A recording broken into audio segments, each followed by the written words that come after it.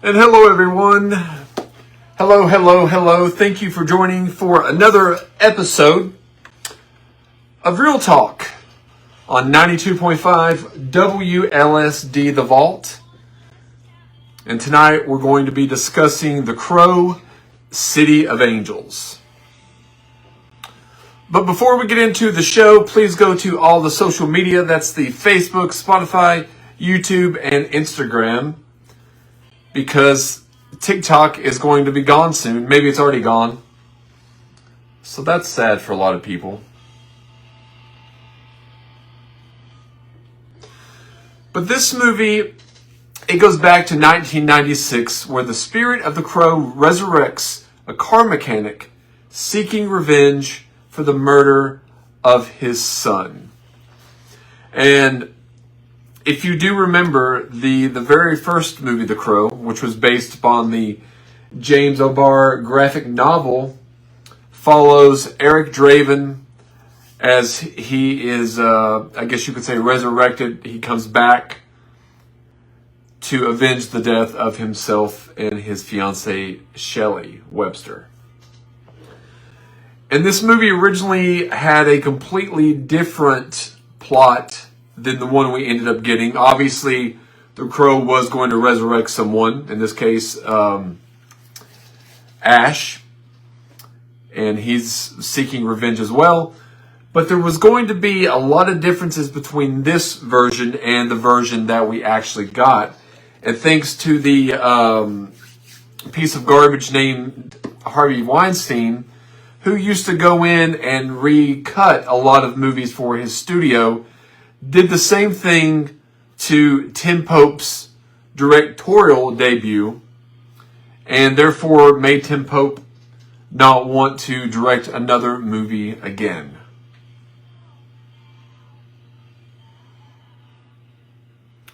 But yeah, thank you for coming along with this ride. We've had some bad weather in our part of the country. I know we have listeners not only just in Virginia, Tennessee, North Carolina, West Virginia, Kentucky, South Carolina, but we do have a nationwide audience, and we do have a global audience as well. So for everyone joining, thank you very, very much. We're not going to be doing the other people's show tonight. David was feeling a little bit ill, and Jeremiah had something that just came up just a few minutes before the show. So it's just me tonight, but I do appreciate each and every one of you all tuning in on Friday. Now, we didn't have a show last week, like I said, because of the weather. This week, we do have a show. And this week, we are diving into, like I said, The Crow, City of Angels. Now, this movie came out in 1996. It came out in August of 1996. And, you know, it was presented basically as the exact same thing as the very first Crow. Now, it's executed a little bit differently. And I would have loved to have seen what Tim Pope would have done with it had his original version been able to be released. But due to the hands, like I said a moment ago, of Harvey Weinstein, that was not able to take place. Now, you might not know Tim Pope, the name, but it would be hard pressed for you all not to know at least a music video that you've seen by this director. He's directed music videos by The Cure, Neil Young, Psychedelic Furs, Rush, Soft Cell, The Darkness, Hall & Oates, Wham, Fatboy Slim, and Paul McCartney, just to name a few. So Tim Pope does make his, music video background very prevalent in The Crow, City of Angels, because in a way, this movie does look like just a very long, extended music video. And that's basically what it is, with the colors, the palette that they use, a lot of the designs, the wardrobe. It looks like something that you would see in kind of a grunge-infested dystopia, I guess, of Los Angeles. Because this movie takes place in Los Angeles, as the first one took place in really an unnamed city, but you would assume Detroit, Michigan. Now, this has a much different cast. Well, before we move on from Tim Pope, he really wanted to do something different with this movie. Now, the original cut of this movie was 3 hours long. I think the version that we watched now, which I have on DVD, but I watched it the other night on, I think, Hulu maybe, is a quick 84 minutes long. So you can tell a lot of the story that Tim Pope and the script and footage that they shot was just left on the cutting room floor. And you can actually, in my opinion, and for those that's seen this movie, you can tell that this movie does feel rushed. It does feel quick. It goes from one set piece to the other. And it's a quick watch, but there's no time really for anything other than, action, revenge, a little bit of dialogue, and then revenge. So there's not a lot of meat on the bone as far as these characters go. You don't get to learn a lot about them than just the surface things. But you do have a cast that includes Vincent Perez, and he was one of the main characters that was not from this country. I think this was Queen Margot was one of his big things in his native land. He plays Ash Corvin, also the Crow. Mia Kirshner is Sarah. Richard Brooks as Judah. Iggy Pop as Curve. You've got Thomas Jane. If you know Thomas Jane, he played the Punisher. He was also in Deep Blue Sea. He was in another show called Hung. He had a small part in Boogie Nights. So he's a face. But this is one of his very first roles as Nemo. And you've got Vincent Castellano as Spider Monkey. And you really wouldn't know a lot of the people's names, a lot of the villains, because they're not really referred to as any of those names. I think Iggy Pop is referred to as Curve, and I think Spider Monkey's name is mentioned once. Sarah and obviously Ash. I don't remember the script or anything like that, but a lot of these Iggy Pop, even the way they say some of the dialogue seems very, very cartoonish to me, and it's not to be taken seriously, although this is a serious world that these characters are inhabiting. But, that's one of the problems that I had with the film, and we'll get into that a little bit later. Some facts that you might want to know about is while the filmmakers in the studio originally intended to create a substantially different film, so different from the first that it would really only be the Crow in name, and that it was someone coming back to avenge a death. Miramax, which is Harvey Weinstein at the time, ordered the film to be re-edited so it would resemble the first Crow starring Brandon Lee. Tim Pope refused, and Tim Pope eventually disowned the film as it did not represent his vision. And like I said, now can you imagine? Now, obviously, you're being paid for this, to direct this movie. Because of your credentials, they're looking for someone. They saw something in you that they're like, this person can make this film, can bring this script to life. So you work on this film for 3 months. You edit it down, and you get it to exactly, completely different than the Brandon Lee version. You take it in. You have it screened by the Weinsteins, and then they say, no, we want this, send this back. We want it exactly, beat by beat, exactly like the first Crow, to utilize and get as much box office money as we can. And that's what they did. They went back, took out an hour and 25 minutes of the movie, whittled it down, and we get what we have. And that's what we're presented with. There's a work print version going around, I heard. I think you can purchase it, but I don't even know how true that is. And I've not been able to actually find it for myself. And while working on the film, screenwriter David S. Goyer was also working on a little movie called Dark City, which was directed by The Crow's original director, Alex Proyas. So Alex Proyas went on to direct Dark City, which is also written by David S. Goyer, who wrote The Crow to City of Angels. And Vincent Perez, who played Ash, did use a stuntman for some of the scenes. And if you've seen this movie, there's quite a few stunts that have to be done. But he insisted on doing almost all the stunts in the final scene of the movie, including falling from a building of 5 stories up, being beaten with a whip, and being hung from a streetlight. And if you know the film, all those things occur in the third act in one of the last battles.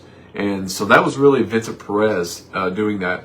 And as you know, Brandon Lee tragically lost his life filming The Crow, the very first Crow. It was March 31st, 1993. It was in Wilmington, North Carolina, at the studios down there. And it was during one of the last couple of weeks of shooting, and The Crow had a lot of bad things that had happened on set. Someone had been electrocuted. Someone had accidentally ran one of their rigs through a sound stage and caused some explosions as well. And then somebody had accidentally driven a nail through their hand. And then the tragic death of Brandon Lee by having dummy bullets accidentally shot into his stomach and getting lodged against his spine, sending him to the ER and dying 30 hours later, which is a tragedy among itself. And it cast a shadow of gloom and intrigue over the film as well, because, you know, you have to think this was back in 1993 when the original was made, and they almost didn't release it. Brandon Lee was about to get married not long after. So the movie being made kind of resembled or mirrored what was going on screen. So that's life imitating art. That was actually imitating life, which I always find those kind of things very intriguing as well. So, you know, I'm trying to remember if there was a lot of anticipation with The Crow City of Angels coming out.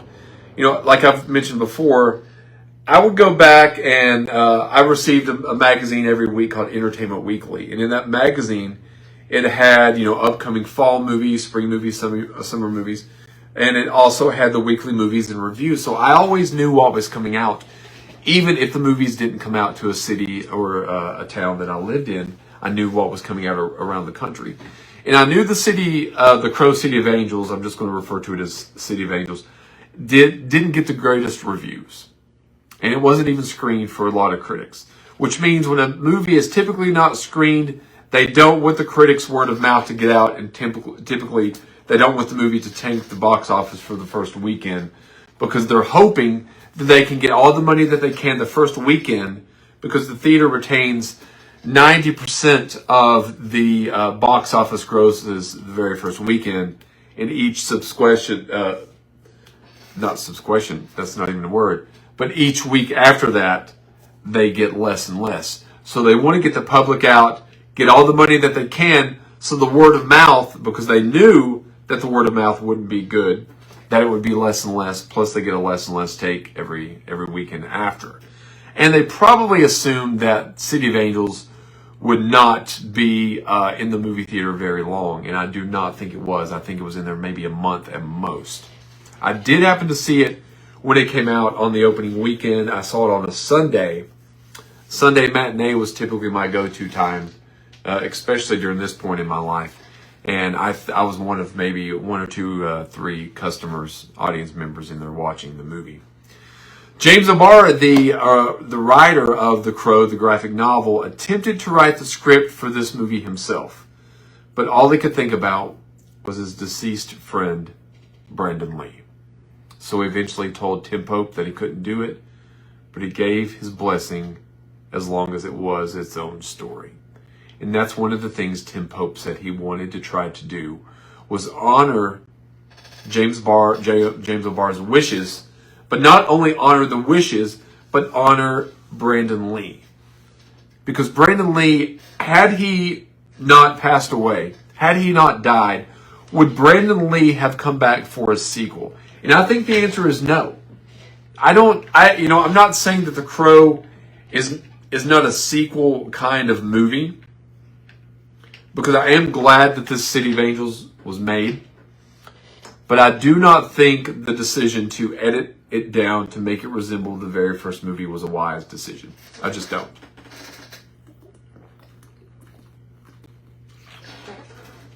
Now, the budget of this movie was $13 million, $2 million more than the first. And this made $17.9 million in America. And the worldwide gross, I've not been able to find that, but I wouldn't imagine it to be a heck of a lot. I really wouldn't.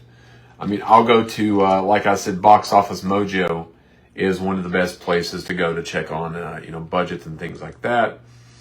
But anything that I couldn't find anything with a worldwide gross of The Crow, City of Angels. So we'll just stick with 17.9 million.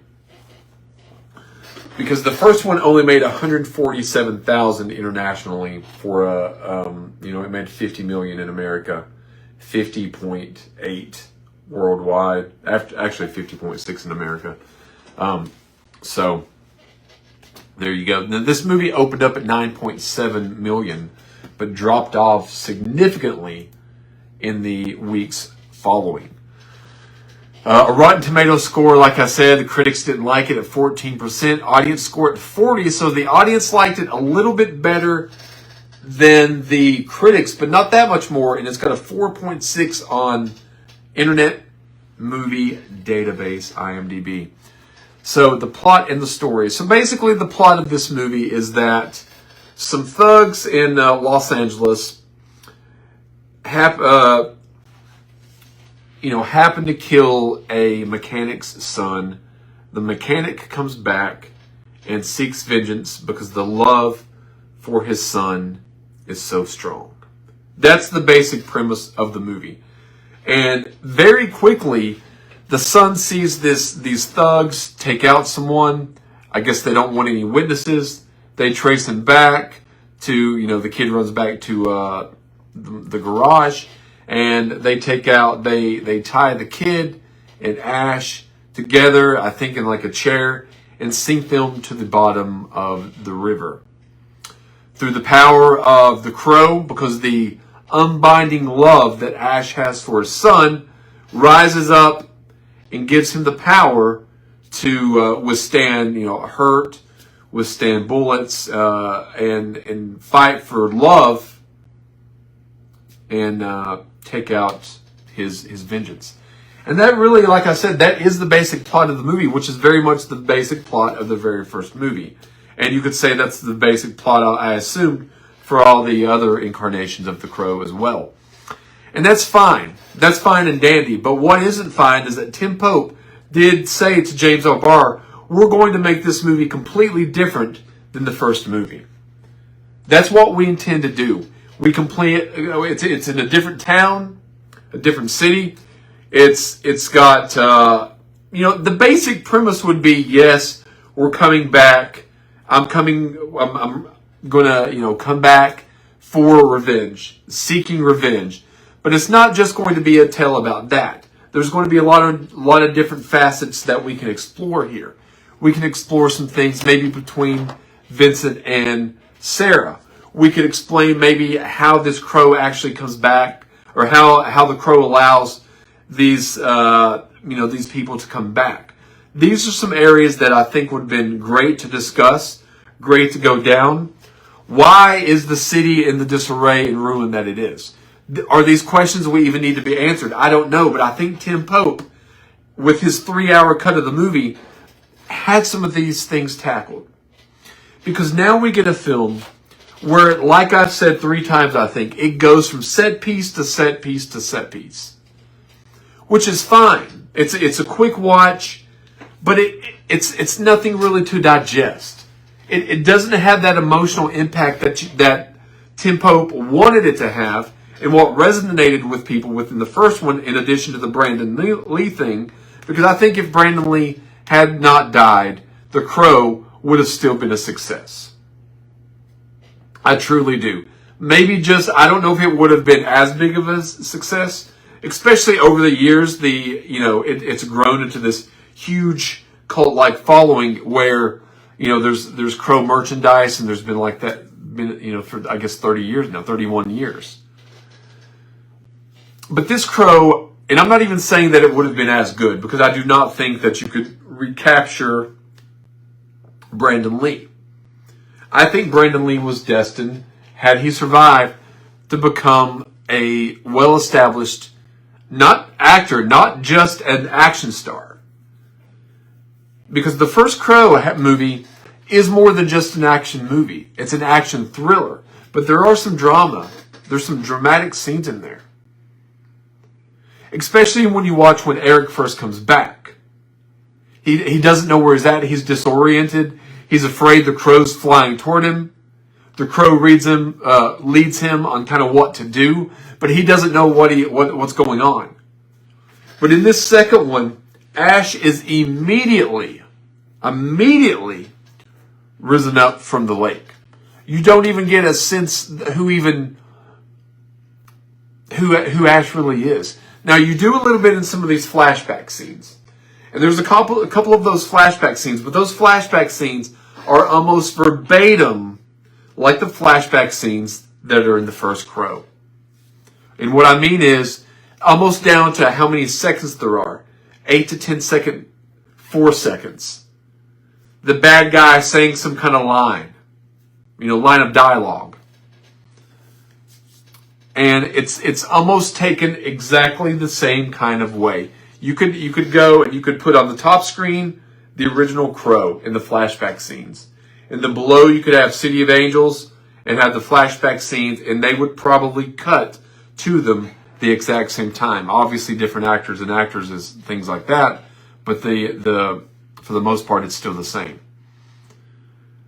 It does look, like I stated earlier, like a music video, and I'm fine by that because Tim Pope did come from that art world, the musical art world of video. Just like if you go and you watch you watch Alien 3, you can see a lot of the visuals and a lot of the camera work. Seems like it's somebody that, I've seen this kind of in a music video because David Fincher came from a music video background. So that's kind of what they're throwing into their first feature. And, I can't say that I would blame Tim Pope in taking on the project, because what if this is the only project that you were offered? You would take it. Especially if they're like, we think you'll do a good job because you are a music video director. But then they had that movie snatched away, recut without you, and now you've got a product out there that is not the product that you made. But yet, whenever someone says The Crow, City of Angels, they're like, that one's not as good. Directed by Tim Pope. Not a good director. A lot of times, especially in this scenario, wouldn't blame Tim Pope. And sadly, like I said, this was the only movie that he has directed. The characters in this movie, you've got, I think Vincent Perez, he's the standout here. I think he does a fine job as Ash. I would have liked to have seen what he would have done with the role had he been given more on screen. And what I mean by is a lot of the scenes that were taken out, I'd like to see what he did with those scenes. Because we only get to see Ash in loving mode with his son briefly, and revenge mode. That's the only two things that we really get to see from Ash in this movie. So there's never really a lot of depth to his character. I also think Richard Brooks, now he's been in quite a few things, and I've not, a lot of one-offs, episodic television and stuff. I think he is highly miscast in this movie as Judah. Judah, let me back up there for a second. Top Dollar by Michael Wincott, played by Michael Wincott in the first film, was a fantastic villain. Fantastic bad guy. He was ruthless. He killed at will, and he was sadistic.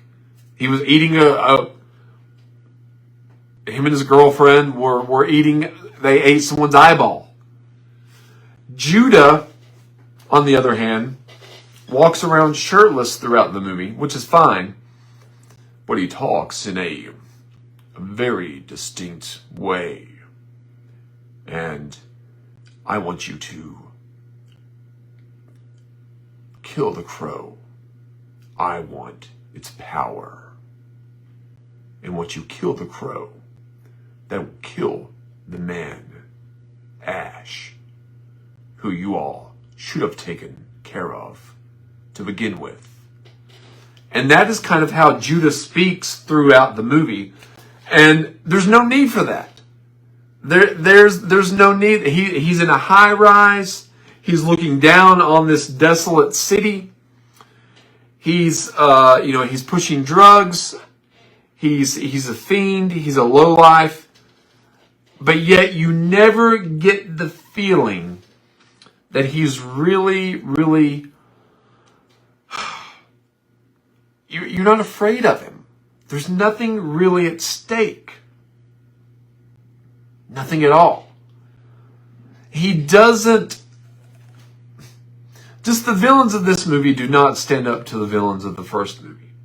Because like I said earlier, they're too cartoonish in a lot of ways. And they're not nearly as memorable as, some of the others.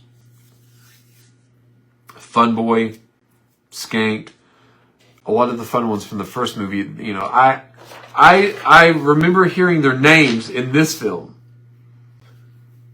Curve, Kali, Nemo, Spider Monkey, Judah. They're all said, but it doesn't stick. You just don't really.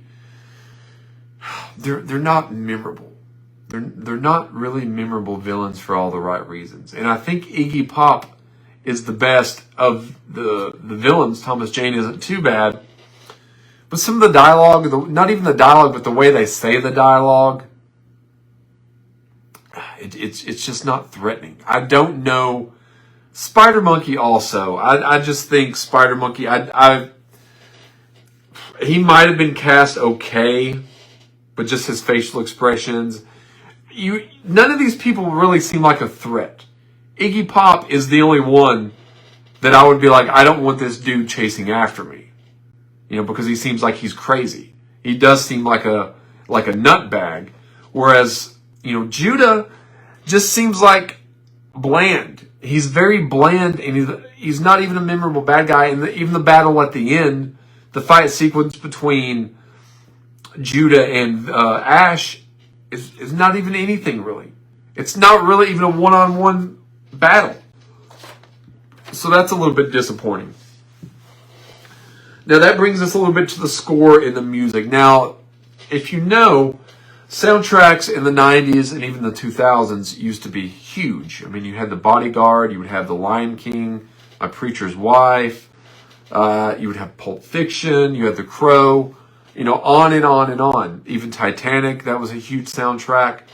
And The Crow City of Angels did debut the soundtrack in the top 10, and it did have some major hard-hitting songs.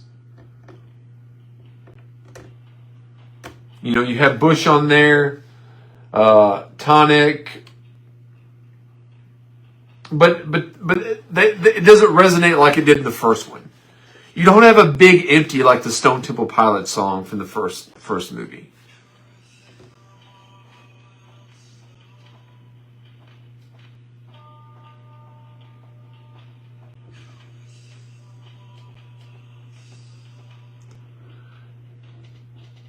And other than that, the score to this movie is not anything that I can really put my finger on, to be honest with you. I'm big into scores.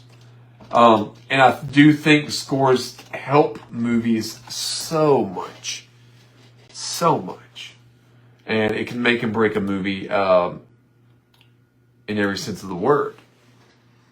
And the score is not always just music playing as far as like songs, that we know that are on Spotify or on the radio. But the score is these, it's kind of slips in under and it kind of holds everything together. It's the music bed to the movie. It's the mattress that you're laying on while you're watching the movie, is basically what it is. But the score, I do like the score of the first one, and I like the score of this one.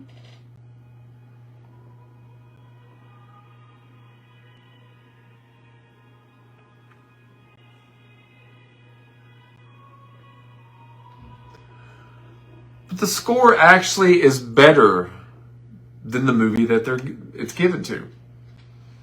The next category we have is originality, and now it's not original. The way they put this movie together is not original. It's the carbon copy of the first movie. That's just the facts. That's just the facts. And I do like the poster. It's very simplistic. You've got Ash perched, and he's looking down upon the city. You see the city in the background on fire. And I'm not even 100% sure. I don't recall if this one takes place on Devil's Night also, which is Halloween, like it does in the first film. But it's a good poster, reminiscent of the first movie, and they're trying to play it off. But it's not bad. It's not bad. So I have to think when I'm reviewing this movie, if you go from watching the first Crow with Brandon Lee into watching this Crow, City of Angels, you will be let down tremendously because it's nowhere near the quality in any sense of the word as compared to the first. That's often the case in sequels. But I do like this sequel, and I am glad we gave it another watch. I'm glad that it had been maybe about, 2 years since I've watched it. And there is a good movie down in there. There is good performances down in there. And I think that if Tim Pope was ever able to resurrect anything, then he should cobble together some funds, if he could, resurrect his version of this movie, release it on DVD, and let a whole new generation and an old generation get to see the movie that was actually intended. Because I do think it would be a treat to see what it would be like. Because we've already seen The Crow with Brandon Lee. We've already seen that story. Let's make this story a little bit different. And so that's what I would say. Now, is it worth a watch? I would say it's worth a watch. But I wouldn't say it's worth a watch because it's a great or even a good movie. It's a fair movie with some cool visual effects, some decent performances, some goofy performances as well. Spider Monkey, the more I think about it, it's just goofy. Just downright goofy. But I would say, yeah, go check it out. I wouldn't pay $3.99 for it. I wouldn't do that. If you can watch it, if it's on a streaming service that you have, or a DVD that you have, go back and give it a watch. But I would not pay $3.99 for this movie. I would pay $1.99. I would even pay $2.99 because I think I paid $4.50 when I went to the matinee to see it when I was a kid. But yeah, I won't be diving into any more Crow movies. I know there was a Crow released a couple of months back. It flopped. It even made less than this movie. And that's the first Crow. The most recent one's the first one that's been released theatrically since City of Angels. And for those of you just tuning in, when I say City of Angels, I'm not speaking of my favorite actor Nicolas Cage's movie, City of Angels, with Meg Ryan. I'm talking about The Crow, City of Angels, is what I'm discussing. So I'm not really sure what we're going to be diving into next week. To be honest with you, there's so many things going on. But I do want to discuss a little bit before we go the death of a cinematic legend, David Lynch, and his passing yesterday. Now, if you know anything about movies in cinema, you know that David Lynch was not only a director, but he was a woodmaker, a painter, an artist, musician. He recorded albums, made TV shows. In every sense of the word, he was a creative entity. He developed emphysema over the last couple of years from a lifetime of smoking. And he has passed away at the age of 78 years old. Now, my theory of it is that he passed away. He lived in Los Angeles. You know, they've had some horrible fires going on in that region. And he was pretty much homebound and had to evacuate his home. 3 days later, after evacuation, he has passed away. Now, if you don't know David Lynch, he had the TV show Twin Peaks, which ran in 1989 and 1990, or maybe 1991, I think, to be honest. And it had a resurrection in 2017. He's also the director of such classics as Eraserhead, The Elephant Man, Blue Velvet, Twin Peaks Fire Walk with Me, Lost Highway, Mulholland Drive, and the Disney G-rated movie, The Straight Story. Also a Nicolas Cage movie called Wild at Heart. And, when I found out on my friend Tyler's post that he had passed away. And I got to be honest, I started crying a little bit. And I typically don't cry like that. But it made me sad. Because David Lynch is someone that I'd listened to his speeches. I listened to his talks, his directing, and probably hundreds of hours. Especially when I used to drive on the Interstate 81 to 66 all the time. I would listen to him talk about feature films, and he loved digital cinema and what he was going to do. He loved the medium. He was working on a new show with Netflix that would have been very interesting. So it really did make me sad knowing that he's no longer with us, because I was looking forward to seeing what he would do next. And I had just looked him up a couple of days back before I found out the horrible news. So I'm going to be playing as I'm talking, you can hear it again, or you can hear it, but I'm going to be playing the Twin Peaks theme on our way out. So please make sure to go by and check out all the social media. That's the Facebook, Spotify, YouTube, TikTok, for as long as it's here, and Instagram, The Other People Show. Please like and subscribe, and we'll see you all next week. Have a good night.